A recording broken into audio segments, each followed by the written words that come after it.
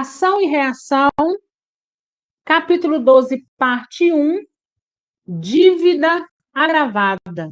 Nós vamos continuar agora o nosso estudo, a nossa reflexão sobre o livro Ação e Reação, pegando aí o fio da meada do nosso último encontro, capítulo 11, parte 1, nós vimos que lá dentro da mansão do caminho existe o quê? O parlatório. Mas nós vimos na primeira parte um local alvo, branco, onde tinha várias, como se fossem janelas ao redor, ao meio a cruz simbolizando Jesus e ali pessoas fazendo prece. No nosso último encontro, nós vimos uma outra parte do parlatório, já uma parte mais escura, de orações mais densas, mais desesperadas, um lugar mais escuro, mais sombrio, nos ensinando que até mesmo a forma de oração tem local correto, o local que é destinado, pertinente às energias que nós estamos carregando naquele momento. Se nós oramos de uma forma mais branda, tende a ir para um local também mais tranquilo, mas se em nós, as nossas orações está diante do desespero, que às vezes nem é, não é, se está orando dessa forma, a culpa é sua, às vezes não é nem culpa. Às vezes a circunstância coloca aquela pessoa em um determinado desespero, porém, o desespero já é um sentimento denso. E por afinidade, pela energia que carrega, automaticamente ele vai para uma determinada região, uma região um pouco mais sombria. Então, André Luiz Silas, André Luiz Dimas, né, Hilário, eles estão indo, Druso, né? Eles estão indo aí para eles vão agora fazer a reflexão sobre essa parte mais escura do parlamento. E eles começam dizendo o seguinte: enquanto outros servidores da instituição por nós passavam, à pressa, com o evidente intuito de auxiliar, o dileto companheiro de Druso desceu a escadaria do templo em nossa companhia, nos explicando. Então, tinha gente que estava indo afoito, né, rápido, para poder ouvir aquelas orações aflitas que ali chegavam. E Silas lá ia descendo as escadas com eles, lhes explicando o que ali de fato acontecia. E ele fala assim: muitos companheiros de serviço valem-se deste horário para o culto espontâneo do amor fraterno. Ouvem aqui neste locutório os desesperados e os tristes, e tanto quanto lhes é possível, administram-lhes medicações e consolo, não somente os exortando à compreensão e à serenidade, mas também os acompanhando aos círculos tenebrosos ou à esfera dos encarnados para a obra de assistência aos laços afetivos que lhes perturbam o coração. Então, ali existem pessoas aflitas orando de todos os lados. E tem aqueles soldados de Cristo, aqueles servidores que estão ali para tentar amenizar aquele sofrimento.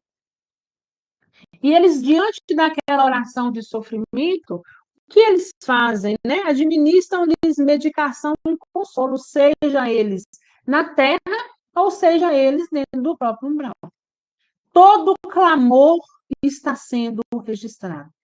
Aquele clamor, principalmente, que vem do fundo da sua alma, que existe ali sentimento, não importa se diante do desespero ou não, ele está sendo registrado por alguma dimensão, né? Fato é, se a gente puder orar de uma forma mais serena, isso melhora até em nós mesmos, né? E comprova que nós somos pacientes, está ali tendo uma determinada aceitação.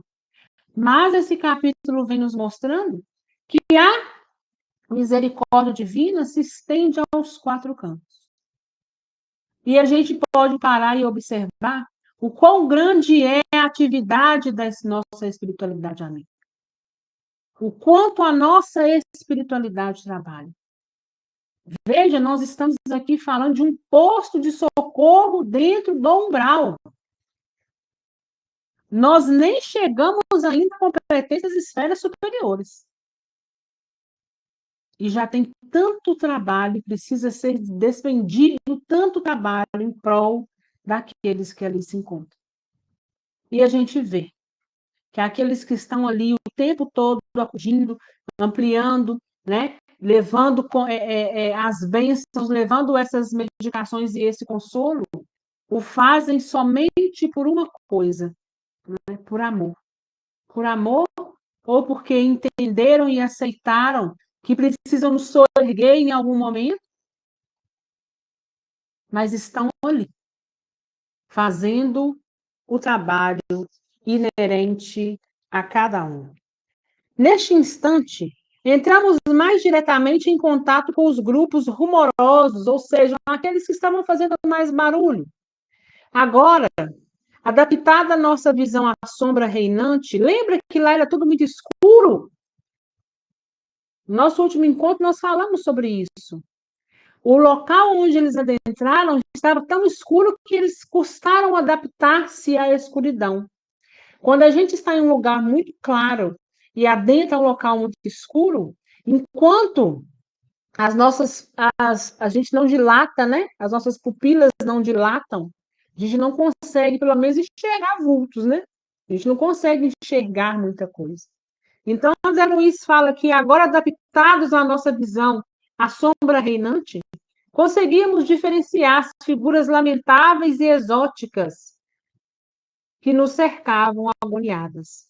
Eram mulheres de duro semblante que a miséria desfigurava e homens de fisionomias torturadas pelo ódio e pela angústia. Dificilmente, de nossa parte, poderíamos avaliar-lhes a idade, segundo o escalão terrestre.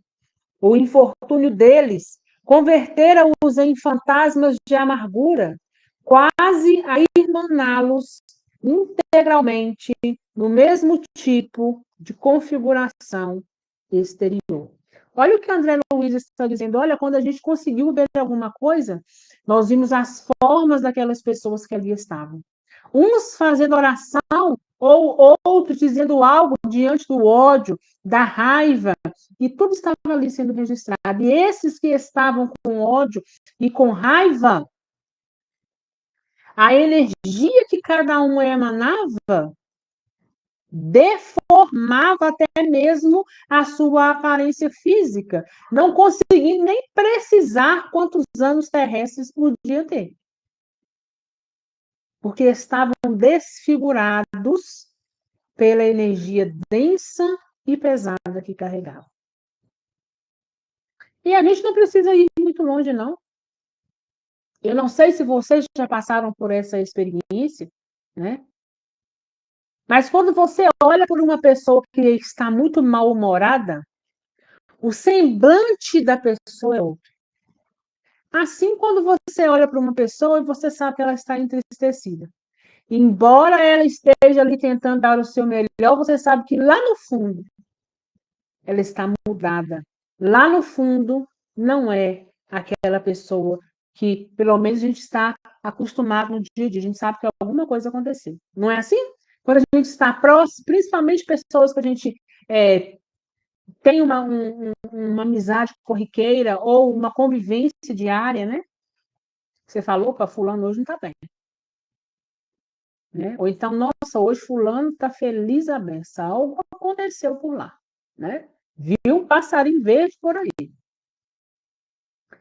Mas, como André Luiz estava ali em espírito, e em espírito a gente consegue ver a energia é muito mais, como se diz, aberta.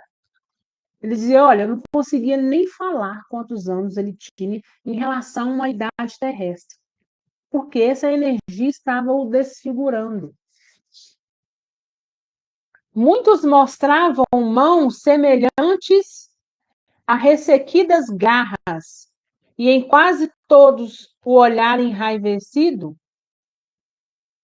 ou medroso revelava a dolorosa fulguração da mente que desceu ao poço da loucura. Preces comoventes misturavam-se a clamores sinistros de revolta.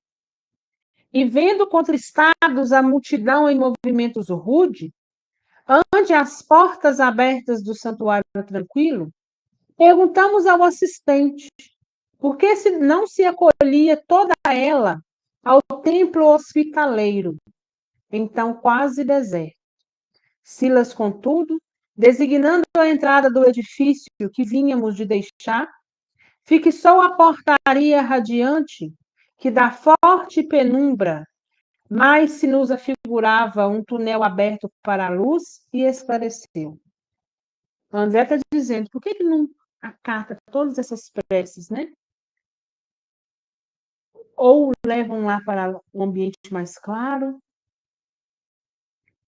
ou atendem como se fosse lá no mais calmo. Olha o que Silas diz. Efetivamente, reportam-se vocês à medida desejável. Entretanto, apenas ingressam no recinto sagrado quantos lhe podem suportar a claridade com o respeito devido.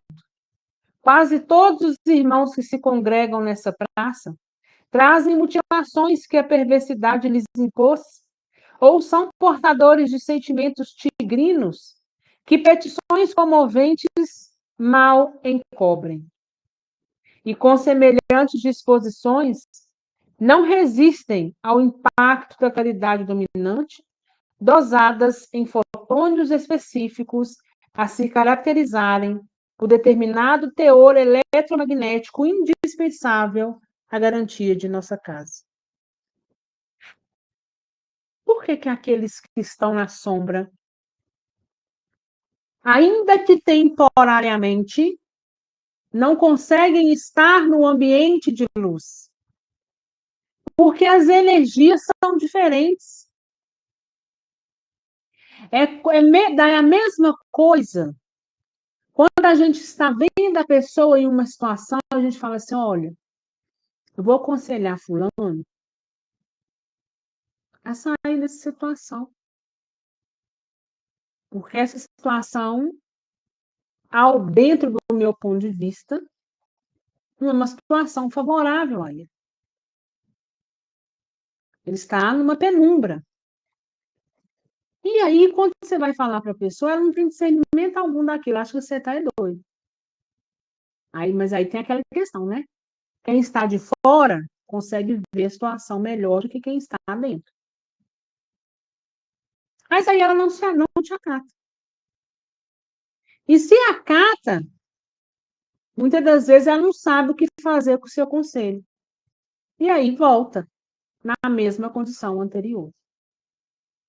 Então, eles não avançam lá para dentro porque eles não vão conseguir suportar a luz que ali se encontram, porque eles estão numa energia de escuridão. Então, esse discernimento, ele vai se dando apenas com o tempo, apenas com as vivências, com as oportunidades, com as vicissitudes que a vida nos coloca, nos impõe, e que nós, quando tivermos já o entendimento sobre aquela causa, sobre aquilo que nos é imposto, sobre aquela problemática, se nós crescemos diante dela, nós estamos aptos a dar um passo à frente. Enquanto a gente não dá um passo à frente em aceitação, em discernimento, em calmaria, não tem como nós estarmos em outro lugar. Nós já reportamos aqui, né, nesses estudos para trás, nos capítulos anteriores, essa questão. Para ser socorrido, eu preciso ter aceitação e querer, para que eu não prejudique todos os outros que ali já estão pacificados, que já entenderam o que fizeram, já entenderam os seus atos. Enquanto isso, não adianta eu querer pegar um baderneiro e colocar dentro de um lugar onde já está calmo, porque ele vai fazer uma bagunça. Além de atrapalhar a si mesmo, vai atrapalhar aqueles que já estão em condições, ou seja, habituados, pelo menos na ideia de querer caminhar no bem e saber que foi e é errante e muito ainda precisa se desenvolver enquanto indivíduo, seja encarnado ou desencarnado, reencarnando ou não. Efetivamente, no caso lá para frente, né? Muitos de nossos irmãos aqui desavorados clamam com a boca que anseiam pelas vantagens da prece na intimidade do santuário. No entanto, por dentro, lá estimariam tripudiar sobre o nome sublime de nosso Pai Celeste, do culto à ironia e à blasfêmia. Por que não tumultuem? Por que não tumultuem a atmosfera divina que nos cabe oferecer a oração pura e reconfortante? Recomendam nossas orientações que a luz permaneça graduada contra distúrbios e prejuízos facilmente evitáveis. Muitos ali, a prece que fazem, não são de coração. Muitos ali estão ao quê? A blasfemar. Muitos ali estão ironizando o nome de Cristo. Então, essa é uma das razões que eles não podem estar lá onde o templo é mais alvo e tem muito mais luz. Hilário espantado considerou: significa isso? Significa isso que somente a sincera compulsão da alma entrará em sintonia com as forças eletromagnéticas imperantes no recinto. Exatamente assim é, confirmou o interlocutor. Nossa instituição permanece de braços abertos à provação e ao sofrimento, mas não à rebeldia e ao desespero. De outra sorte, seria condená-la ao aniquilamento e ao descrédito na região atormentada em que se localiza. Então, vejam lá. Eles estão de braços abertos para todos. Mas, olha o que ele diz. A rebeldia e ao desespero, eles estão, muitas das vezes, com as portas fechadas. E por que isso, né, gente? Diante do desespero, com o desespero, a gente consegue a fé viva e raciocinada? Difícil, né? Diante do desespero, muitas das vezes a gente blasfema, a gente xinga, a gente culpa o Cristo enquanto a culpa é nossa. Tudo que a gente passa, tudo que a gente vivencia é fruto de nossos atos. E aí o outro vai falar, mas Jesus ia permitir determinada coisa? Jesus deseja que a gente seja feliz, que a gente progrida. Por isso que todos os dias ele está esperando. Mas ele mesmo nos diz que o nosso Pai, ele é justo. E a justiça está na lei de ação e reação. Todos nós somos responsáveis pelos nossos atos. E isso não se estende somente a uma vida física, a uma vida material, a uma vida terrena. Isso estende-se, se estendeu primeiramente enquanto indivíduos espirituais que somos. Porque senão seria muito fácil. E aí a gente entra naquela velha celeuma. A Terra é uma cópia borrada do mundo espiritual. Se o que eu faço aqui tem consequências inerentes aos meus atos, quem dirá no mundo espiritual, que é muito mais organizado do que aqui. Então, todos os meus atos, sejam eles positivos ou negativos, eles estão no meu caminho, ou como ajuda e merecimento, ou como obstáculo a ser superado. Jesus, quando veio pelo mundo, Jesus veio nos ensinar a lei de amor. Jesus veio nos dizer que ele não veio descumprir a lei, né? Que eram os mandamentos de Moisés, mas ele veio cumpri-los. Ele veio nos ensinar o que é o verdadeiro amor por nós mesmos e pelos seres humanos. Agora, cada ato é inerente a nós. Essa de que Jesus morreu na cruz e nós podemos sair pecando, nós podemos sair fazendo mal, que nós estamos perdoados, isso não é inerente ao nosso Pai, ao nosso Deus, essa energia suprema, causa primária de todas as coisas, que está aí nos assinalando e dizendo: olha, cuidado, porque aquilo que você fizer de negativo, você terá que prestar conta.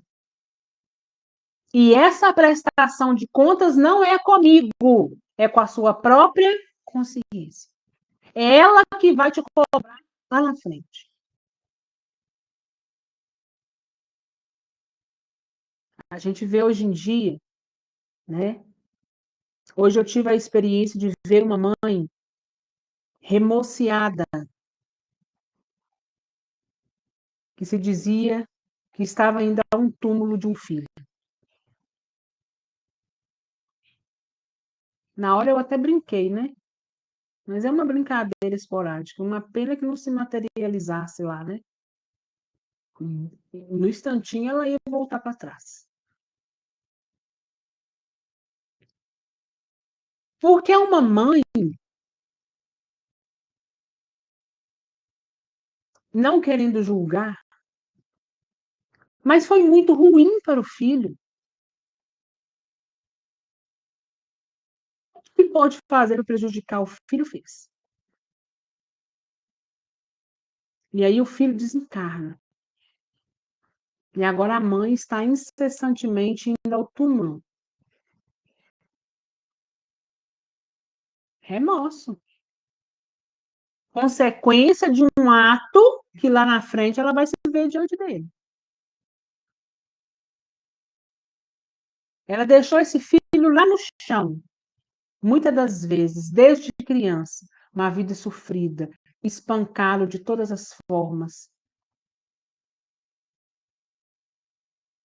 Sofreu moralmente, fisicamente.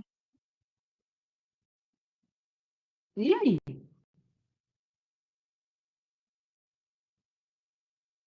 Será que não é justo ela, numa outra existência, necessitar de soerguer esse filho que um dia ela mesma colocou lá no chão enquanto indivíduo?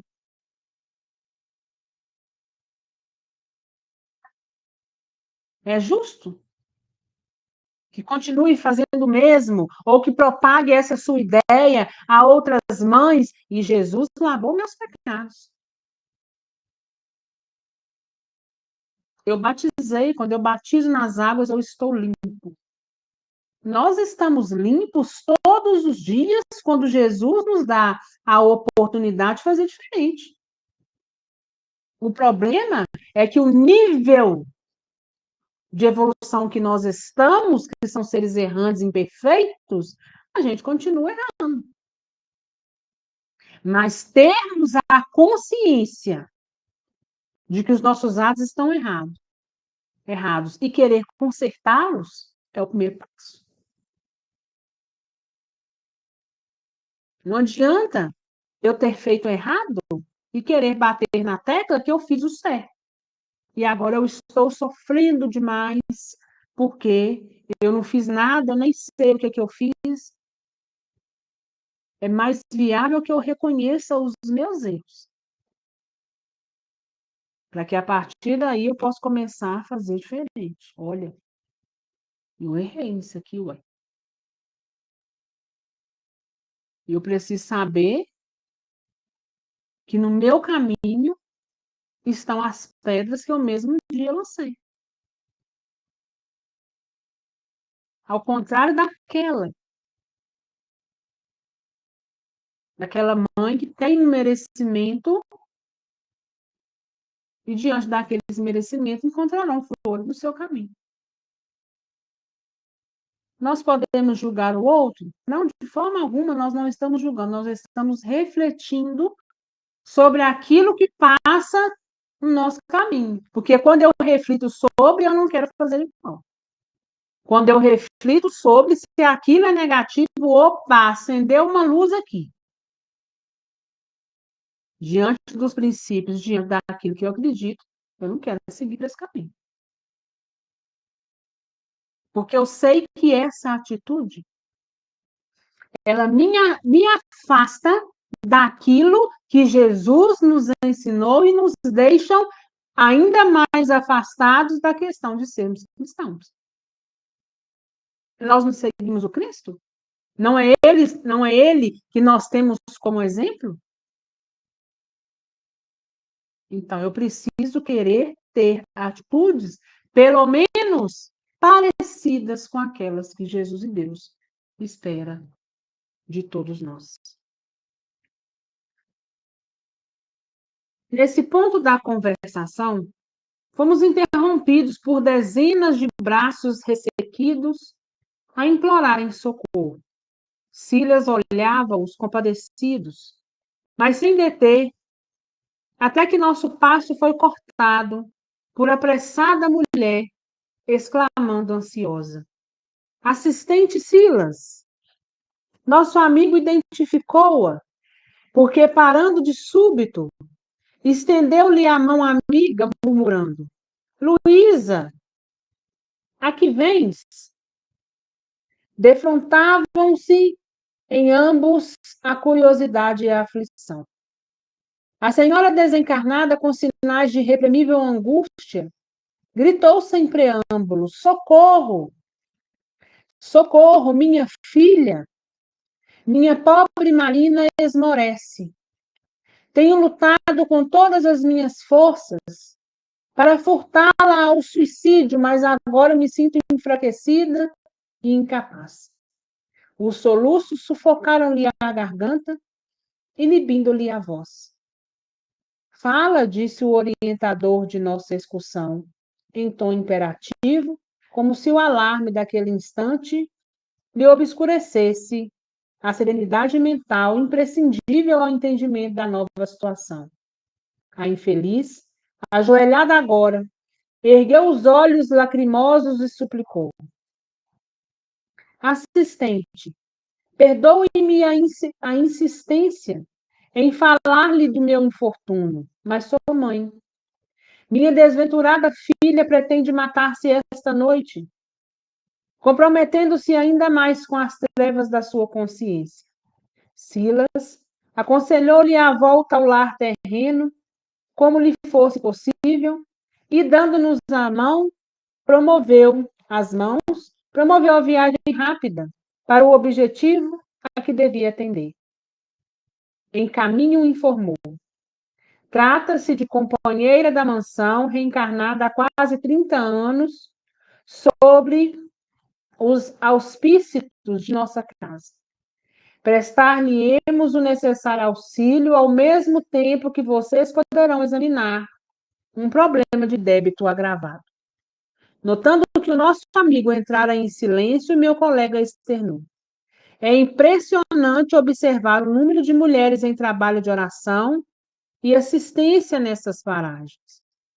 Preocupado, como se achava, nosso generoso companheiro tentou ensaiar um sorriso que não lhe chegou aos lábios e juntou: grande verdade. Raras esposas e raras mães demandam as regiões felizes sem os doces afetos que acalentam no seio. O imenso amor feminino é uma das forças mais respeitáveis na criação divina.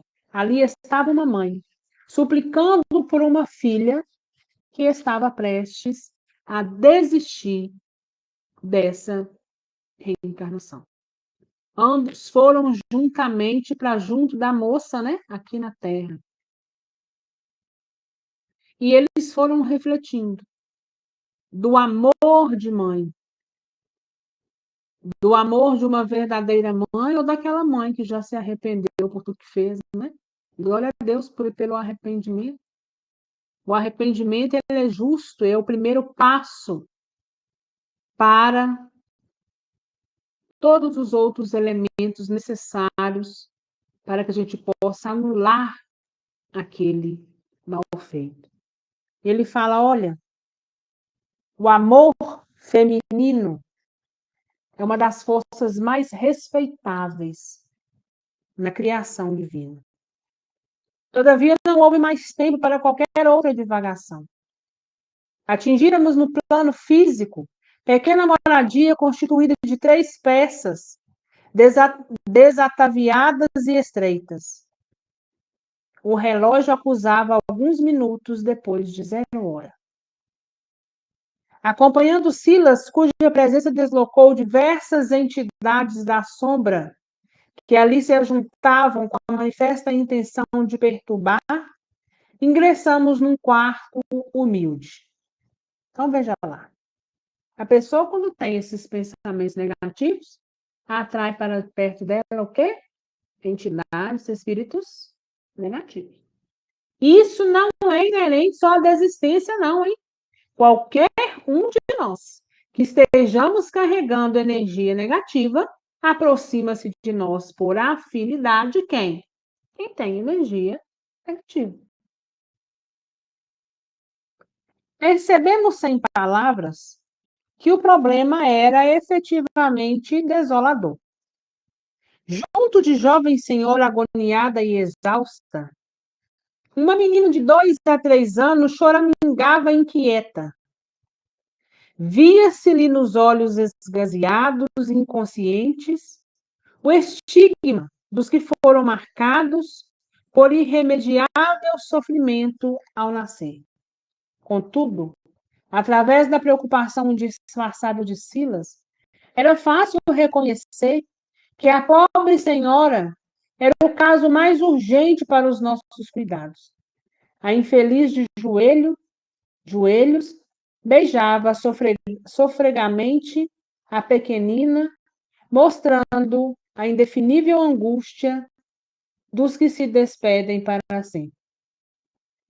Logo após um movimento rápido, tomou de um copo que se encontrava a beberagem cujo teor tóxico não nos deixava qualquer dúvida. Antes, porém, de colocá-lo à boca em febre, eis que o assistente lhe disse em voz segura: como podes pensar na sombra da morte sem a luz da oração? A desventurada não lhe ouviu a pergunta com os tímpanos de carne, mas a frase de Silas invadiu-lhe a cabeça como rajada violenta. Lampejaram-lhe os olhos com novo brilho, e o copo tremeu-lhe nas mãos, agora indecisas. Nosso orientador estendeu-lhe os braços, envolvendo-a em fluidos anestesiantes de carinho e bondade. Marina, pois, era ela a irmã para quem aflito coração materno suplicara socorro. Dominada de novos pensamentos, recolocou o perigoso recipiente no lugar primitivo e, sob a vigorosa influência do diretor de nossa excursão, levantou-se automaticamente e estirou-se no leito em prece. Deus meu, Pai de infinita bondade, implorou em voz alta, compadece-te de mim e perdoa-me o fracasso. Não suporto mais. Sem minha presença, meu marido viverá mais tranquilo no leprosário e minha desventurada filhinha encontrará corações caridosos que lhe dispensem amor. Não tenho mais recursos. Estou doente. Nossas contas esmagam-me. Como vencer a enfermidade que me devora, obrigada a costurar sem repouso Entre o marido e a filha que me reclamam assistência e ternura? Então, olha lá. Muitas pessoas, gente, chegam a determinadas situações por desespero.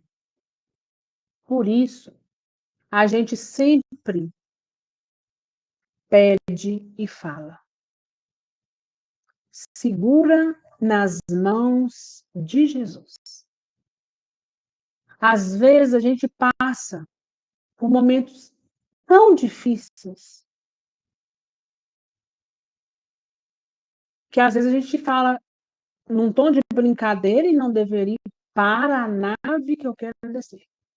Misericórdia de tudo que está acontecendo. Mas lá no nosso fundo, lá no nosso íntimo, a gente sabe que essa não é a saída, né? Mas existem pessoas que, diante do desespero de uma situação, e às vezes o copo já está cheio e basta uma gota d'água para entorná-lo, a pessoa sucumbe. Quantas pessoas, às vezes, quantas meninas aí, às vezes, engravidam por um ato de irresponsabilidade e se desesperam. Não tenho para onde entrar, não tenho como deixar que meu filho venha ao mundo, porque eu não tenho nada a oferecer. E aí a única solução é o aborto.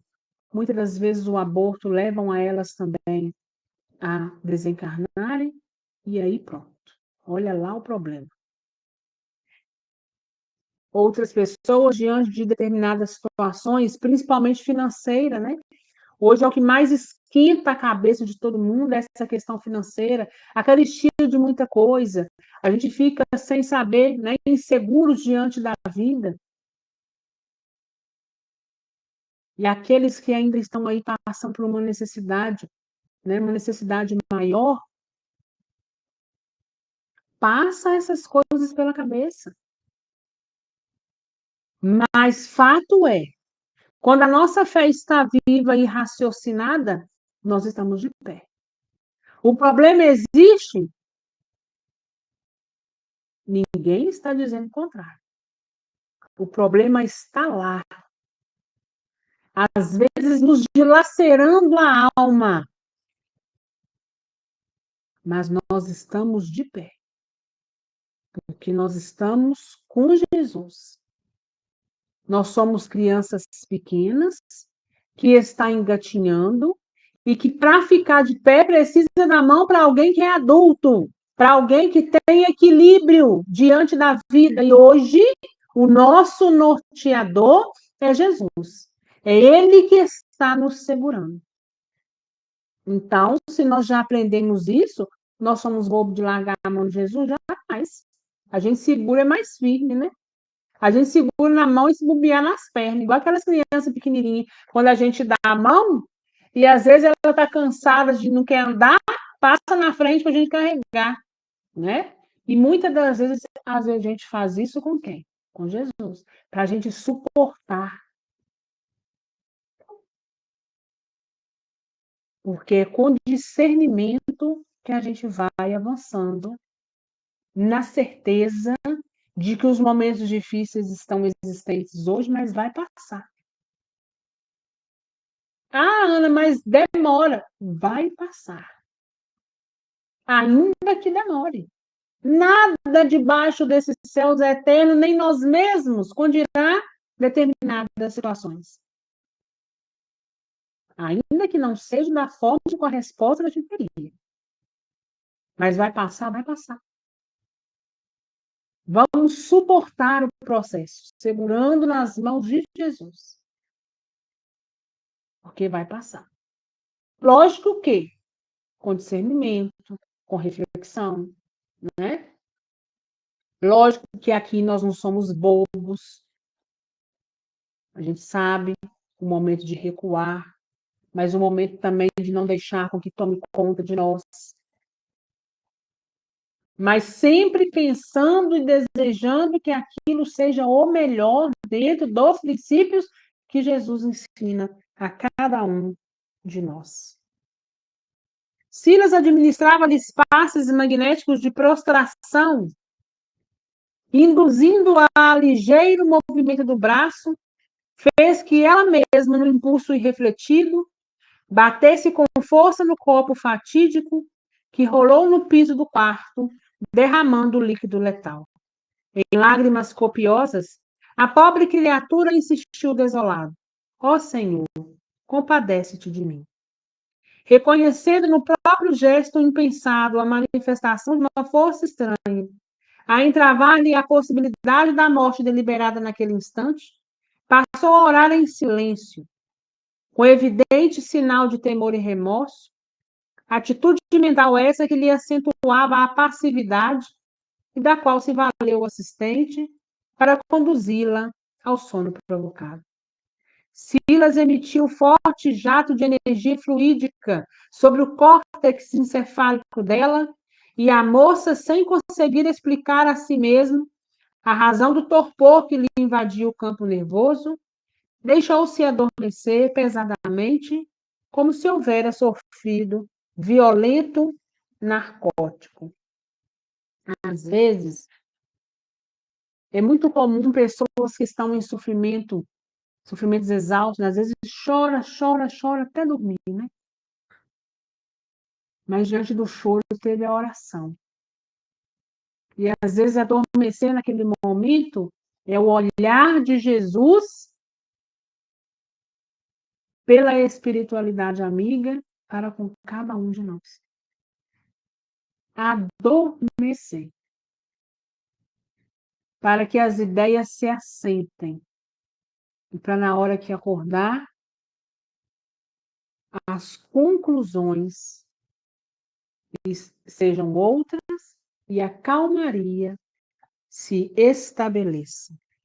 O assistente interrompeu a operação socorrista e falou-nos bondoso: temos aqui asfixiante problema de conta agravada. No nosso próximo encontro, nós vamos ver que conta agravada é essa que acomete essa irmã. O que ela está trazendo com ela? O que aconteceu nessa existência para esses pensamentos? Que conta gravada é essa? O que irá acontecer? Que todos nós, diante das dificuldades da vida, nós possamos ter, ainda assim, serenidade. É fácil? Não, é difícil. Porque às vezes não são colocados problemas que a gente fala, misericórdia, eu não vou dar conta. Mas quando a gente pensa que não, nós conseguimos passar porque Jesus estava conosco. E muitas das vezes, Jesus nos carregou no colo para que nós pudéssemos passar pelo fogo, pelo frio, por aquilo que, se passaríamos andando, com certeza nos derrubaria a ponto de não conseguirmos soerguer por hora. Alguma dúvida, gente?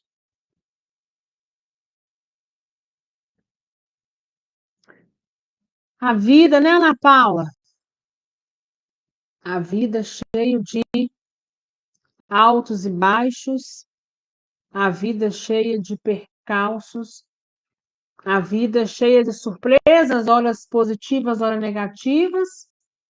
Horas a gente está ali lutando e quando pensa que não, aquela luta se escoou, mas nós estamos de pé porque nós estamos com Jesus. O segredo é darmos o melhor de nós dentro do discernimento que nós temos hoje. Se dentro de todos os princípios que eu carrego comigo, eu dou o meu melhor, sempre procurando comparar, isso me afasta ou me aproxima de Jesus? Se eu dou o meu melhor, eu estou no caminho certo. Amanhã, com o meu avanço, às vezes com um discernimento maior, eu posso olhar para trás e dizer o seguinte: Nossa Senhora, eu estava errada demais naquele momento. Mas naquele momento o entendimento que eu tinha era aquele. Eu estava dando o meu melhor. Então eu me perdoo por determinados atos e gestos, mas eu preciso fazer como homem de bem. Se eu já tenho discernimento que lá eu errei, opa, eu preciso daqui em diante fazer melhor. Eu preciso ser hoje melhor do que ontem e amanhã eu preciso estar melhor do que hoje. Sendo assim, reconhecendo essas fases, eu sei e entendo que eu estou no caminho certo, de que Jesus espera que eu caminhe, né?